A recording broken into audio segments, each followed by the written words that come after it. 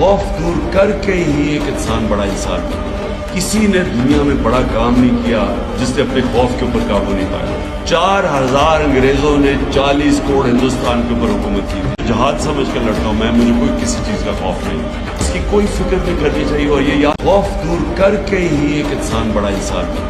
किसी ने दुनिया में बड़ा काम नहीं किया जिसने अपने खौफ के ऊपर काबू नहीं पाया। 4000 अंग्रेजों ने 40 करोड़ हिंदुस्तान के ऊपर हुकूमत की थी। खौफ के ऊपर लोग डरे हुए लगते थे मुझे, उनका खौफ इतना था, और वो भी इसी तरह पुलिस का इस्तेमाल करते। मैं इसको जहाज समझ कर लड़ता हूँ मैं, मुझे कोई किसी चीज का खौफ नहीं, इसकी कोई फिक्र नहीं करनी चाहिए। और ये याद रखिए, फिर से बताता हूँ, इनसे बुज़दिल लोग कोई नहीं, ये जब इनके सामने कोई खड़ा हो जाते हैं सारे भाग जाते हैं।